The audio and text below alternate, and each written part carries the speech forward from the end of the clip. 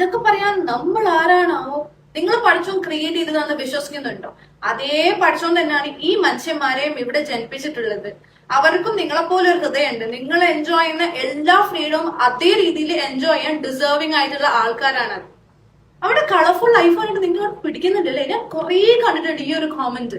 അങ്ങ് ആകാശത്ത് നിങ്ങൾ അത് തീരുമാനിച്ചാൽ മതിയോ? നിങ്ങൾക്ക് മാത്രം ഇവിടെ ജീവിച്ചാൽ മതിയോ? അതേപോലെ ഒരു പോസ്റ്റ് ഞാൻ കണ്ടു.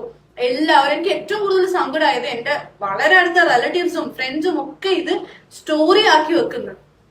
ഒന്ന് ആലോചിച്ച് നോക്ക്. കുറെ കാലമായിട്ട് കോർണർ ചെയ്യപ്പെട്ട, വളരെ വളരെ വലിയ രീതിയിൽ സ്ട്രഗിൾ ചെയ്യപ്പെട്ട മനുഷ്യന്മാരൊന്ന് ലൈം ലൈറ്റിലേക്ക് എത്തി തുടങ്ങി. അവര് റെപ്രസെന്റ് ചെയ്തുകൊണ്ട് പല TV ഷോയിലും ഫിലിമിലും ഒക്കെ വന്നു.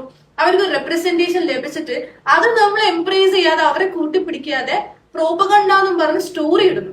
ഈ സ്റ്റോറി ഇട്ട ആൾക്കാരും ഇതുപോലെ ഒരു പോസ്റ്റ് ഉണ്ടാക്കിയവരുടെയും വീട്ടിലിട്ട് ഇങ്ങനത്തെ കുട്ടി ഉണ്ടെങ്കിൽ ആ കുട്ടീന്റെ ഒരു അവസ്ഥ ഒന്ന് ആലോചിച്ച് നോക്കും. എത്രമാത്രം സ്ട്രഗിൾ ചെയ്യും. മനുഷ്യന്മാരെ മനുഷ്യരായി കാണാതെ സെക്ഷുവാലിറ്റി വെച്ച് അഴിച്ച് ജഡ്ജ് ചെയ്ത് പ്രോപ്പഗണ്ട എന്നൊക്കെ പറയും. പത്താറ്റേക്ക്